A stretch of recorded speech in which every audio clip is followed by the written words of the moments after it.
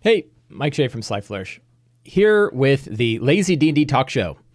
This is a show in which I talk about all things D&D. It is shot on Sundays in the early morning at 9 a.m. Eastern Standard Time before I do my Lazy DM prep show. And in this show, we talk about whatever we want that has to do with D&D. This show, like all of the work of Sly Flourish, is brought to you by the patrons of Sly Flourish. If you want to help out with videos like this, you can do so by going to patreon.com/SlyFlourish and signing up. Patrons get access to a lot of exclusive material. They get access to previews of videos. But most of all, they help support shows like this. So thank you to the patrons of Sly Flourish for signing up. Any tips for finding groups in new cities? Finding a good D&D group is the hardest part of D&D. And it helps that we remember that that's the hardest part. We feel like it should be easy, and it's not. I will offer up, I think I wrote about this. I have an article called Finding and Maintaining a D&D Group. So this is an article that I wrote for D&D Beyond back in 2018 called Finding Players. And I think it's the best. I've written a couple of articles on this, but I think it's the top one. And yeah, start off with this. This is actually based on a bunch of polls and surveys that I did about how people found their groups. So some data behind it. Kind of why I only do online now. Yeah, so one, friends and family, coworkers. I've heard a lot of people who are finding people to play with friends, family, and coworkers. That is a really good one. You kind of know their personalities ahead of time. You can get an idea of who would be good and who wouldn't. Go to your local game shops, talk to them about it, see if they have organized play games, get involved in those organized play games, maybe run games. One thing I will recommend is if you can DM, because there's always fewer DMs than there are players. There's always, obviously, but there are more players who want to play than there are DMs to run games for them. So if you have the opportunity to play, to run a game, run a game. Most DMs are DMs because they were the one at hand. They wanted to play enough that they were willing to DM. It wasn't that there are certain personality types that DM, or that, some people like to DM more than they play. Some do, I do. But a lot of times what gets people into the DM seat is they are the one who wants to play the most, and they are therefore willing to take on that role. It's a very rewarding role. DMing is awesome. If you are like, well, I've never DM'd before, so I'm probably not the one to DM. That's, it doesn't matter. Get started, right? And because it's easier to find players than it is to find dungeon masters. If you are looking to play and you have nothing, learning to DM is a good way to get involved in the game. Seek out organized play games, Meetup, Discord, Reddit, Facebook. Look for groups that are in your area. Look for Nextdoor. I was wondering if those like gaming groups on Nextdoor. It seems like that'd be a perfect place to do it. But look for groups that are local to your areas. Most of the organized play, most like the D&D Adventures League groups, have local areas where you can try to find people that are there. And a big one online, as soon as you play online, and I've been playing online exclusively now for 15 months or something like that, and they're just as rewarding to play D&D. Frankly, I love them. One of my games where we were local, we're staying online. It's just easier for people because, driving an hour was too hard, right? And now they can just go downstairs and hop on the computer, and we're having as much fun as I think we were in person. It's kind of nice to be in person. There's probably a little bit of advantage in being in person. But yeah, one is like, keep your friends group wide, right? You maximize the chances of finding a group by connecting with as many people as possible and making our desires to play D&D known. So tell people you're a D&D fan, right? Talk to people about it. And you'll get some people who are like, interesting. And then you get others who are like, oh, I always want to try that. And maybe some of the ones that want to try it, you start a game with them. And then there's like how to keep it going once you've got it. And that's sort of a different topic. But I think that those are probably the best tips that I've heard and that I've been able to pass along. So then there's like how to find online. And one is like start playing games. I was talking about this with my wife, start playing games is a good way to find games to play with DMs who are willing to run games. And, you pay them in many cases, but that means they're a bit more dedicated to help you run the game you want. So I think that there's an advantage there. Yeah. Good topic. How to find players. Really, really tricky topic and hard to do. And we are at the right time to find groups, right? The game has never been more popular than it is now, which means we're more likely to find people that either have played it, are playing it, or want to play it than we would have 10 years ago. So we're at a really good spot to be able to find people. And yeah, so I would, so here's the article, Finding Players is the article. I don't know if I pasted that in there already or not. I did, but I'll paste it again. And yeah, good luck. I hope you find a game. Because it's obviously, I think it's important. I think if you're a fan of D&D, it is the best way to be creative and relaxed with your friends and family. And there's little more important in the world. I don't know if there's anything more important than that. Yeah, so some other topics I wanted to talk about. How did my game go? So I recorded 2 videos of me preparing a one-shot game.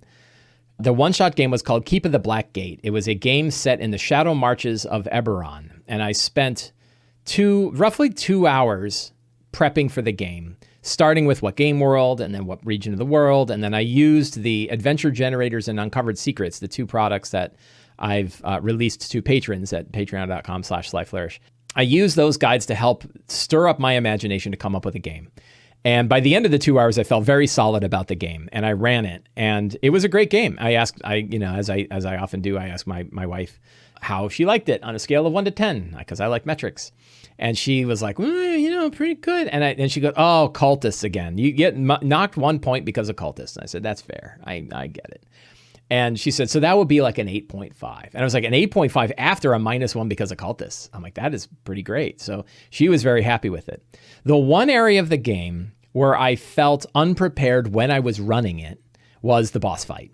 I knew I had some monsters in mind, but I didn't really plan out what the boss fight was going to look like, how it was going to work.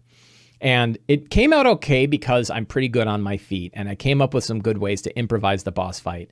And I took a break right when they went into the room. So it was easy for me to spend, 5 or 10 minutes kind of thinking about, okay, exactly how am I going to engineer this boss fight? And one nice thing about how I engineered it is I had seen now what the capabilities of the characters were. I knew what kind of characters they were, what they could do, and what kind of stuff I was going to have to do. And so I was able to kind of whip up the boss fight at the end, and it ended up working fine. People were happy. It was a little frustrating because I think we had 2 paladins, 2 rogues, and a fighter. Were the 5 characters, 2 paladins, 2 rogues, and a fighter. And very few of them had ranged attacks at all. And they were fighting a spectator, a small beholder, right? And they're flying 30 feet in the air. So one of the characters was playing an Aarakocra who could fly. So he flew up and grabbed onto it and tried to wrestle it to the ground so the other people could hit it, and wasn't successful, but managed to stay up there anyway. And they still managed to beat it. But 2 of the characters didn't have any ranged attacks at all. They had like hand axes and stuff. And I'll tell you, as a tip for players is, no matter what character build you build, you're always kind of built around the idea of like, I'm going to charge in and hit it with my great sword. You better be prepared for a ranged attack. You better be prepared for what if I get stuck in place and I can't move anywhere, or what if a thing I'm fighting is in the air, right? And as a player, grab some javelins. Right? Javelins are a really nice, cheap item that let you use your strength for attacks and damage from range. They're not nearly as good as your great weapon fighter, great sword, or whatever. But if you're a strength-based character, always have some javelins on hand. They cost 1 gold piece each or something like that. So number 1 tip for players, especially melee characters, carry javelins. Always have ways to deal with both ranged attacks and close attacks, right? Or else you're going to get stuck. So that's my player tip. For a DM tip, something that worked really well is I knew that this group, like all groups, love to gank the boss, right? If they see the boss and they've heard about the boss and they know that the boss is up, they're going to just zero in on that boss and beat the crap out of him. Happens very frequently, and it's not uncommon at all. And there's a few ways to deal with this, but a way that I whipped up, I just kind of pulled out from the days of yore and used yesterday, was that the boss could redirect damage done to him to his minions. And he had 6 cultist minions. 6 or 8? I think it was 6. He had 6 cultist minions. And every time he took damage from an attack, he could transfer that damage to one of the minions. And it meant that, like, if they came up and did, like, one person ran up and hit him with a backstab and did, like, 21 damage, and he redirected all 21 points over to one of the minions who only had 9, and it killed the minion outright, right? But he took 0 from it. And the players figured it out and said, okay, wait a minute. He's actually harder to hit than those guys are. Those guys are weaker. Why are we hitting him when all he can do is pass his damage over? We're doing a bunch of damage that's not being directed to him at all, and it's all going to the minions. And what was interesting about it is I thought they might be frustrated by this. I thought they might think it was too gamey, or like, oh, that sucks, or it's not even a reaction for him to do it. He's just doing it all the time. And I thought they'd feel bad about it. But I asked my wife and the other players, and they're like, no, that was cool. Like it was a thing we had to deal with. It was a little bit of a puzzle as part of the boss fight. And I just wanted it so that the boss wasn't killed in 2 hits, because he was a cult fanatic and he had 30 some hit points and he was going to get killed really easily. And for a cult fanatic with 30 some hit points, he survived like almost 100 damage because he was able to redirect off to the cultists. And then the characters changed their strategy and chased the cultists down while he was then doing his stuff. So that worked really well. And then I also did another trick, which is an easy one, which is you do phases. You can do a harder fight, like particularly a deadly fight, by doing separate phases. So phase 1 was a gibbering mouther and the cult fanatic, who were by the gate, and then 6 cultists on each side, and then the characters. And the other neat thing is that the gibbering mouther protected the cult fanatic as well, because they'd run up and now they're in the gibbering mouther's aura, and they could be stuck in place, or they could have the confusion of the gibbering mouther on them. And 2 of the characters got kind of stuck up there and like, oh man, we have to deal with this gibbering mouther. And there was like this slight chance that if they rolled like a 4, 5, or 6 on a D8, that meant they ran in a random direction or something like that. I think, or maybe it was a 7 or 8, something like that. And then if they rolled a 1 on a 1d4, they ran through the gateway into the realm of Zoriat. So it was like and there was this real risk of like 3 bad rolls, a failed save, a bad roll on the confusion, and then a bad roll on the direction you run. 3, that was the equivalent of like 3 failed saves, and you could run into another plane of existence, right? And I don't even know. At the moment, I was like, I don't even know what'll happen if that happens. Like, would they come out with all tentacles on them? Might be kind of cool. I wasn't sure. And maybe I just, it was the end of the game. Maybe they're dead, right? Maybe we don't see them again. So I don't know, but it was kind of interesting.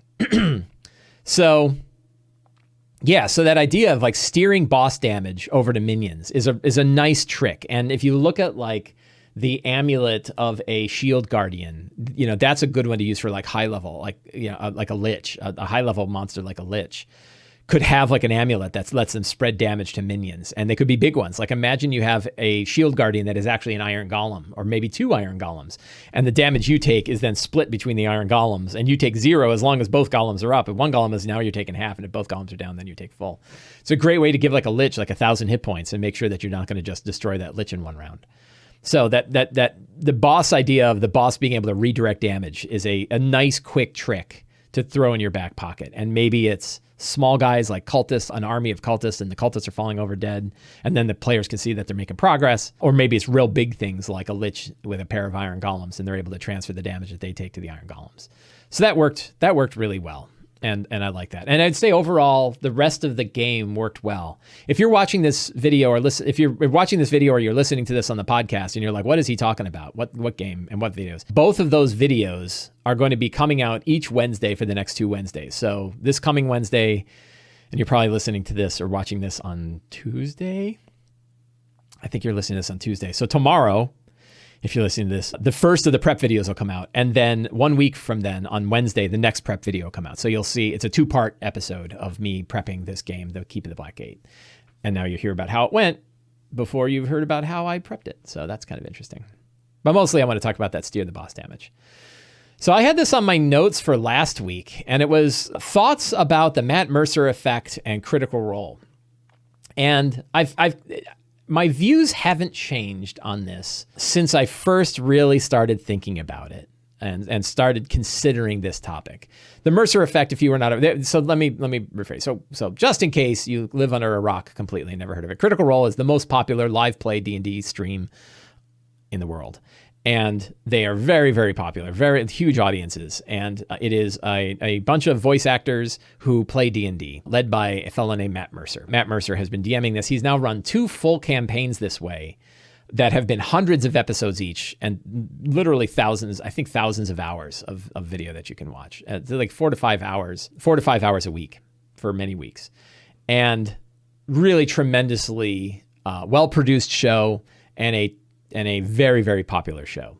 So there've been lots of talks, including by Matt Mercer, about this thing called the Mercer Effect. So I should go back a little bit further. I believe there is good data to show that the recent popularity of D&D is due to the streaming games. And since Critical Role is the most popular streaming game by a large degree, you could say that Critical Role has a large amount of responsibility for the popularity of D&D. People argue against this, mostly because they're like, well, I don't watch it, so therefore other people don't watch it. But Wizards of the Coast believes this. And they've commissioned big polls and surveys to try to find out how people learn about D&D these days. And what they found, this was a couple years ago, they found that more people knew about D&D from streaming than any other source, including from friends and family. And for the past 50 years or 45 years, it had been friends and family. The most likely way you were to hear about D&D was through family and friends. And that pivoted a couple of years ago to streaming games. And that's a huge change. Like that's a big decades-wide change in how people are finding D&D. And the popularity of D&D, I think, cannot be understated. Like it is really, really popular. And it's more popular now than it's ever been. And you can look at a bunch of different metrics to figure that out. And I have. And so you have to trust me on that. So lots of people have learned how to play D&D and learned about D&D through streaming games. And so the concern was that Critical Role and Matt Mercer in particular, and Critical Role overall, is such a well-produced show with such amazing players and an amazing DM that is it setting the bar too high? Is it creating this thing known as the Mercer Effect, where people are actually held back from dungeon mastering because they feel like they can't be as good as Matt Mercer is, right? And people talk about that. And Matt Mercer says, like, don't try to be me, just be yourself. Like, just be a DM. And that's very good advice, right? And lots of people talk about this. And actually, there was a really good video recently done by Professor Dungeon Master on the Dungeoncraft YouTube channel. Let's pull that up. YouTube and Dungeoncraft. Dungeoncraft Mercer. The Matt Mercer Effect, what I learned from watching Critical Role by Professor Dungeon Master, right? Really fun channel, by the way. I really like this YouTube channel a lot, so I'd recommend it.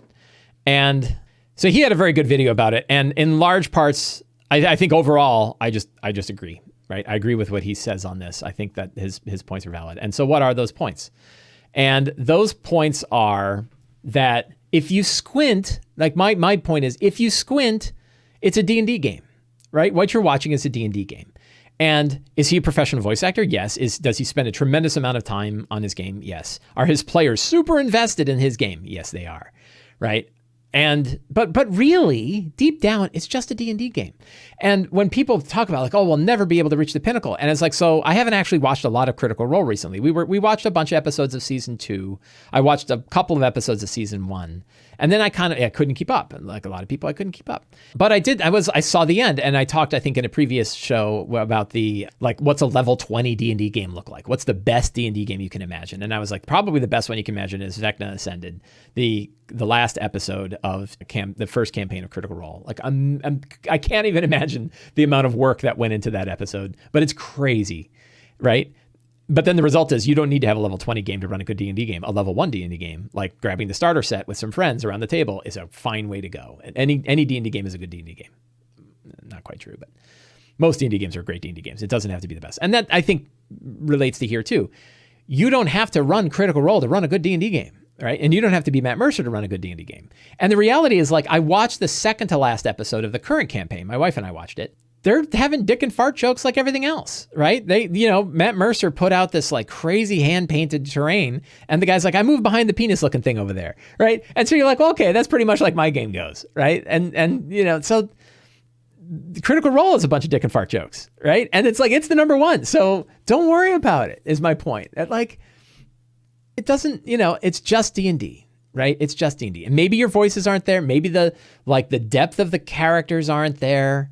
The interaction of the characters aren't as high in your D&D game. That's fine. Like, relax. I know it's like the worst advice in the world, but it's hard not to give it, which is deep breath, relax, have fun. Your friends are there to have a good time with you. Keep it simple, run a D&D game, right? Like, and I know that's not great advice, so I don't want to give it often, right? But it's easy to get wound up on this, and everybody feels that pressure. Everybody. There's a reason why I spent 2 hours prepping that game on Saturday for people that I know and love dearly, right, that have played with me many times before, and I'm pretty sure I'm not going to disappoint them. But I was still like, no, I want to put this work in it. I haven't played with these guys in a while. I really want it to be good, right?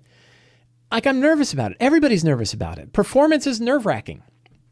And what we're doing when we run a game is performance, right? So stage fright doesn't go away. It just gets familiar, right? And the more familiar we are with it, the more we deal with it, we recognize, do I have what I need? That's why I always ask at the end of my prep sessions, like, how do I feel? Do I feel prepared? Because that's all that really matters. It doesn't matter if I am prepared. It matters if I feel prepared. And if I feel prepared, I'm going to go in confident, and hopefully it doesn't completely unravel in the first 5 minutes of the game. Generally it doesn't. And things will be fine, right? Yeah, so my argument for the Mercer Effect is it's mostly in our heads. And especially, I think DMs are oversensitive to the idea of the Mercer Effect. I think by and large, most of the time, our players are not looking for that level. They just want to sit around and have a good time. My feeling is that if you squint, right, if you just kind of shave off some of the detail of watching a Critical Role game, it looks like a D&D game. It's a bunch of people. They're all friends. They're hanging out at a table. He's telling a story. Things are going on. Is it a very high quality, high class D&D game with players that are very invested and a DM who really knows what's going on? Yes. Is it an example of a really good D&D game? Yes. Some people don't think so. Some people think, like, no, that's actually a bad representation of a D&D game. I don't agree with them. But generally speaking, that, like, it's just a D&D game, right? Don't worry about it. And so what I would offer is, like, certainly don't feel like you have to be Matt Mercer or that the Mercer Effect is in effect and that your players are not going to like your game. Does it happen? Are there players who expect more from a DM because they watch this? Sure. Does it happen often? I don't think so. I would guess not. So anecdotally, I have found that pre-streaming voices were not an expectation, but post-streaming it has. I don't know. I don't think so. Like, I haven't done a poll on that, so I don't know. Some people, so the Rank Foo says, I certainly feel like I should be doing voices. Well, try it, right? Like, give it a shot. Like, make silly voices, right? I do it. I do silly voices. And then sometimes I'm like, wow, I can't keep that voice up. And then I stop doing the silly voice. So, it works. So yeah, we don't have to look at Matt Mercer as the benchmark that we should ascribe to. But also, I don't think that benchmark is as high as we think it is. Because I think we look and it's a bunch of people making dick and fart jokes in the most popular D&D stream ever, right? So, yeah, right. Some people brings up he has the benefit of pro players. He does have the benefit of pro players, right? And some players want that level of engagement and some don't. So worry about you and your group, right? And do what's fun for you and your group. Don't worry about the Mercer Effect. I think it's worth watching because I learn stuff every time I watch it, right? So if you have the time and the energy and the interest in watching streamed games, watch them because you learn a lot as a DM. You learn a lot of tricks. Sometimes they're tricks like, I wouldn't do it that way. How would I do it? And you do it differently. There was one where I watched Critical Role and he did something and I was like, that's a really interesting idea. And I grabbed it and I ran with it. It gives you ideas. Even if it's not something you see directly, you get ideas. So streaming games, I think, has been a huge benefit to D&D, both in the popularity of the game, showing people what D&D looks like, which I think is huge. Like before, there was never a way to do that. Do you remember every clunky beginning of a Dungeon Master's guide that said DM, well, here's the thing that happens, player, here's what I do, player. And it would show you, they had to show in text how a D&D game played out. And it looked weird, right? Well, now you just watch them. You go and you watch a D&D game. Right? And there's a lot of good ones to watch. That's what D&D looks like, right? And I don't think they're setting false expectations. I think that they're showing what D&D looks like to people who don't know. And we can learn a lot from them. So there's tremendous value in streaming games to this hobby. Tremendous. And I think, as far as it building a false or building a level we can't get to, relax. It'll be okay. You don't have anything to prove to anything other than you and your players, right? So that's my thought about that. I don't think the bar is set as high as you think, for one. And you don't have a bar anyway. So yeah, watch other streams, right? Watch if you have the opportunity. I think it's really useful. It's a tremendous, think about the money that went behind all that stuff. Think about the energy that goes behind that stuff. We never had access to all that. And now we have access to more video that we can watch. And this happened in 10 years. It's crazy. So that's really good. All right. So next thought is on Frostmaiden. I had some Frostmaiden thoughts, and I'm probably going to talk about this more when I'm doing the Frostmaiden prep, but a couple of big things that came out. And the first one is, which leads into my next topic. Although, you know what? I'm going to actually, because it's already 30 minutes in, we're going to move that topic later, and we're going to grab the third-party product reviews, and we're going to look at some third-party products. So I have 2 products. Last time I did 5 or something, and it was too many. So today, we're going to look at a product made by Absolute Tabletop called Oath of the Frozen King. It is a shorter book, so this is 62 pages. It is $10 on Drive-Thru RPG, and you can pick up the softcover premium color book for $15. And that's worth it. If you're going to pick it up, I would pick it up today because all the premium color stuff is going to go up in price. In fact, I might go buy it because I think it's pretty cool.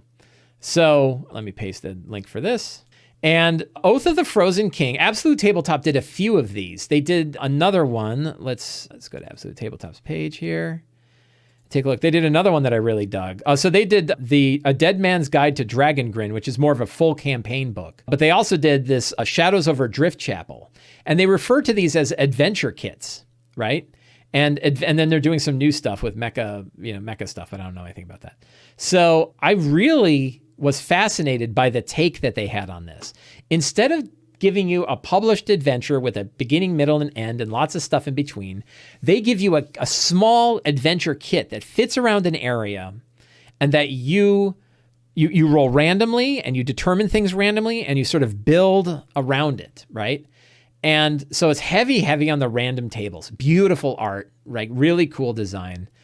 Definitely worth the $10. I'd definitely pick it up. It's done by Tim Kearney is the project lead. Tim Kearney, Matt Click, Michael Baker, and James Kearney all did the writing and editing for this. It was Kickstarted. This one was, I don't know if Shadows Over Drift Chapel was Kickstarted. And it came out, I think, a couple of years ago. This is 2017, so this is 4 years old. 4 years, right? I should have done something before then. Really neat idea. It has a central theme to it. Right? A central goal around this whole thing. But the idea is you are building your adventure from this package of components. And I love that idea. And Ruins of the Grendelroot almost followed this exact model. I almost said, I think it was Grendelroot, where the original version of Ruins of the Grendelroot was a location and a bunch of random stuff, and the DM was going to determine what happened where. And I went with that idea, and early feedback I got from people who read it was like, I feel like you're making me do all the work, and you know what the right answer is, and we should just go with that. And then I said, okay, we're going to have a lot of random components to Ruins of the Grendelroot, and we do, but we're going to put things in certain places and then give a lot of variance to the DMs to be able to choose what goes where. So Ruins of the Grendelroot is more like a traditional book of adventures, but I intended for people to be able to manipulate it. It just said, like, here's what we recommend, but you can be free to do what you want. And if you read Ruins of the Grendelroot and you look at different areas, it'll say, like, you know, this area has 3 zombies in it. If you want to cut for time, there are no zombies, right? It gives options for, like, what if you want to have a battle or you don't want to have a battle. This one is far more procedurally generated, right? And it has this neat idea of rolling a handful of dice, right? They call it Dice Drop Adventure Generator, right? And really interesting steps. Grab a blank sheet of paper, grab a fistful of polyhedral dice, one full set of 4, a 6, an 8, a 10, a 12, and a 20. You roll it all, and it generates, each die generates a different specific thing. And where the dice fall actually creates like a point crawl map, right? So you throw your dice, the dice all land in different areas and different numbers. That shows what the layout of the dungeon is like. And then it shows you what's in there based on which dice landed where. Really interesting idea, right? I was fascinated by this when I first read it. Both this one and Shadows Over Drift Chapel do the same thing. And it's really interesting because you're sort of watching the adventure get generated while you're running it, and then it's got the grisly truths of the actual adventure. It's got and then it's got sort of like, what's the adventure supposed to be, right? It has that, but then it has a lot of things, like every area that you go to has sort of a different thing going on, different quests that are up there, different twists that occur. So heavy use of randomness, which I am fascinated by. I've been fascinated by these days.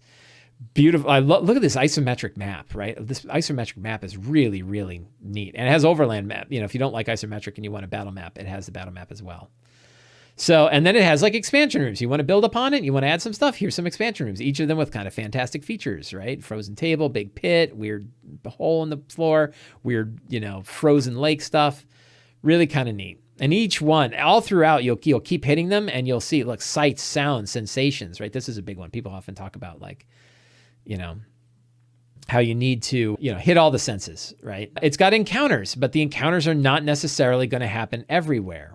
So really, really cool book. Bunch of non-player characters with really good artwork for the non-player characters. Look at this. Art is fantastic. The art and design is really, really good. New monster, all kinds of different stuff here. Is that, the Frozen King. And they use a different style for their monster design, right? They're doing this sort of like, if you want to do it at different levels, what kind of damage do they do?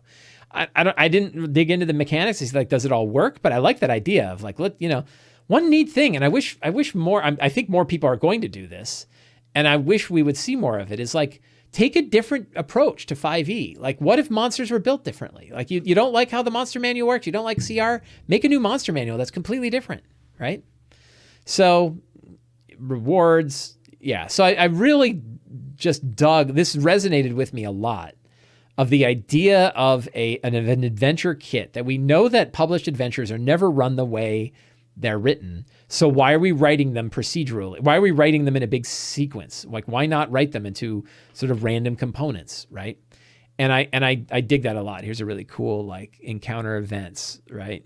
And there's lots of them, 50 of them it looks like.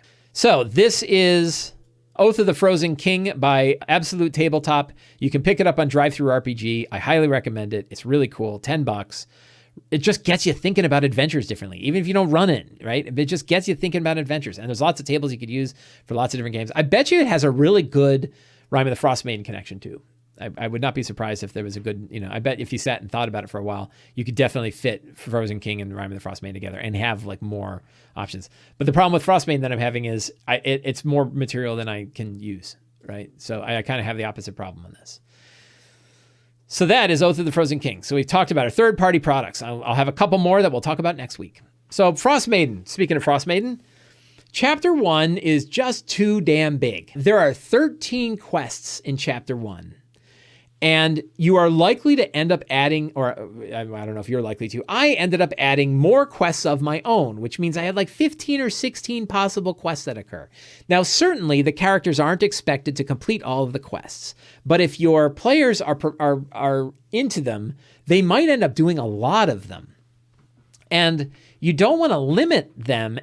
You don't want to limit them by saying like, well, you can go do that quest, but you're not going to get anything for it, right? That's it's lame and it's sort of outside the mechanics. The idea that like they can't level to 5th until they actually leave Chapter 1 and they're just burning time doing quests otherwise. It's like, but that's kind of lame. There's a spoiler. There's a little bit of spoilers in this, but not too much, I don't think. I'll keep the spoilers really light. And in fact, I'm going to keep this second point on the can you entirely remove the question mark. I'm going to save that for the Frostmaiden talk. So in a few minutes, we'll talk about that.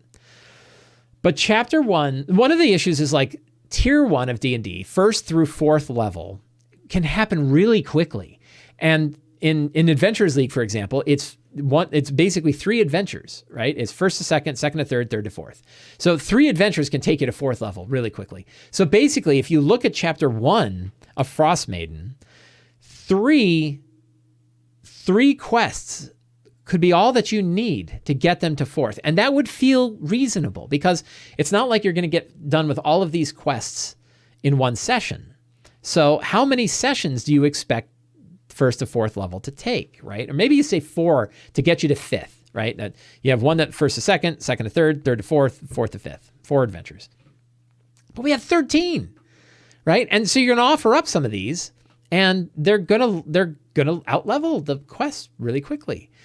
So what I'm thinking is for Chapter 1, and I'm probably going to offer a guide on this, and I'm still not done with Chapter 1, right? I've been playing it for 18 sessions and I'm not done with Chapter 1 yet. It's a big chapter too. It's like 100 pages of the book or something like that. So my recommendation is look through the 13 quests, cut half of them out, figure out which ones you don't want to bother to run and cut them out. And I started a list of like which ones I would probably cut out and which ones I would probably keep. And I think that if you cut out half of them, that takes you down to about 6 to 7, and that gives you enough options that the players still have choices they can make in quests that they won't do, but not so many not so many that they end up spending their entire time in chapter 1. Because the reality is players want to be tier 2. 5th level is a big level jump, and everything changes. Now D&D changes from 5th level. And I think that campaign adventures in particular, could do a better job of focusing them on the fun part of D&D.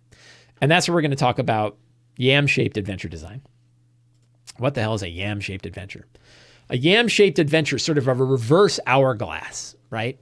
It starts really narrow and it expands slowly, and then it's big in the middle, and then it closes back down again and then gets really narrow at the end. And actually, a lot of the Wizards of the Coast adventures are yam-shaped adventures. They are short in the intros. They sort of get you into the middle part. They're big in the middle, and then they narrow back down again. I would argue that Tomb of Annihilation is that way. I think Curse of Strahd is kind of that way. A lot of the published adventures have this sort of reverse hourglass shape. And I think that's a really good shape. And I would suggest if you're building your own campaign or you're publishing anything, if you're one of the rare people that is actually publishing like a big adventure series, and if I think about how I'm going to do it, I'm probably going to do it differently. And the way I would do it differently, if I were building a campaign adventure, I would start with a very clear first level adventure that is designed for first level, that isn't going to kill the characters with ochre jellies or manticores, and is designed for first level exclusively. And that all that adventure does is get him to second level. For Rime of the Frostmaiden, for example, that adventure would be the Foaming Mugs quest in Bryn Shander, right? The Foaming Mugs quest is very solid first level quest. Great way to get him to first to second level. And it should be the one you run first. It should be just declared outright that this is what you should run, because I think it's a good one. I think many of the other ones are not. So I think having like one dedicated one, and then you might say, okay, now there are 3 quests that are out there. And those 3 quests can take you to third. You pick 2 of those 3, and that takes you to third to fourth, right? From second to third and third to fourth. They pick 2, and then the other one is dropped off. That one you don't do, right? That third quest, and then you have another maybe 2 quests, and they pick that one that takes them from fourth to fifth, right? Something like that. But you basically want to have a small number of quests that take you from first to fifth level. Maybe it's only 5, right? Maybe it's only 5 or 6, and 2 of them you end up not doing. But you don't need more than 6, because if you have more than 6, it's too many options, and they're going to want to do them, and they're not tuned and they're not right. And then you jump to tier 2. And this is where the yam part of the yam-shaped adventure builds up. And there you have a lot of quests. The 5 to 10, first of all, it's a lot of levels, right? 5, 6, 7, 8, 9, 10. It's 6 levels of content, 5 adventures, and then to 11th, right? So you have a lot of levels in there, and characters are really powerful once they hit 5th level, right? A 5th to 7th level character, isn't nearly as big a power jump as like 4th to 5th is, right? So I would say that a campaign should focus on 5th to 11th level, right? And that is the bulk of a campaign. That's the big part of a campaign, and a lot of big, hairy stuff. If you want to have 12 or 13 major quest arcs, stick them in there. Maybe you could even have more. I didn't work out like how many should you have, but I don't know. Not unheard of to have 15 different quests. Now, again, you don't do them all, right? But it's also okay to slow down the leveling from 5 to 10, because it's the most fun part of the game. Characters are robust and can do a lot of stuff. They multiple attacks and fireballs and big spell ranges, right? So, and the game is at its most fun, right? Characters are complicated. Monsters are big and powerful. There's a lot of range of balance that occurs in there. The shenanigans hasn't really fully picked up. It starts to pick up later. 7th when you get to 4th level spells, and certainly 9th when you get to 5th level spells. Now you start to see some real shenanigans. But generally speaking, you can manage it. It's when you hit 11th level and beyond, it becomes really hard to challenge the characters. It becomes really hard to design anything when you don't know what the characters are like. And that's when you narrow the yam back down again. And if I were designing it, I would almost offer up like I would almost go more linear again and I would put the bulk of my attention on that 5th to 10th level range. And I would have fewer quests and adventures beyond 11th level. And then I'd probably offer up like a couple of pages about what you might do if you wanted to take it all the way to 20. But basically you hand the reins over to the DM and say, you figure it out. You know what your characters are like. Now they've got all these intricate character arcs that you've developed. Here are a bunch of things that you could do and you can go with it. And that's kind of what I don't want to, so we'll use Grendelroot as an example, but it's actually not fitting the model that I'm talking about. But if I was redoing Grendelroot, if I was doing something else like Grendelroot, I would probably have fewer quests from 1st to 5th level. Grendelroot was almost all up to 5th level, right? I think it went up to 6th. I would have fewer early quests. I would have a great big bunch of quests for 5th to 11th level. I would have the bulk of the story would be there. The bulk of the adventure would be there. And then I would probably offer up a smaller chapter on 11th through 16th-ish. And I would start, instead of offering up specific quests with like maps and breakouts, I would have a few pages of like a bunch of different kinds of major story arcs that you could drop in that tier 3. And then in tier 4, I would say, and then I'd probably keep it up with tier 4. So I'd take tier 3 and tier 4, and I would offer a lot more advice on how to generate adventures. Things like that the Oath of the Frozen King, right? How to generate adventures than I would on trying to give you an adventure you could run yourself, because I've done it and it's too hard, right? So yeah, so that's that. When I think about like what a Yam-shaped campaign would look like, that's what it would look like. It would be very narrow in that first tier, very, six or so quests in that first tier to get you to level 5. Then a whole bunch of the bulk in tier 2, 5th to 11th level. That's where you have like the real adventure bulk is there.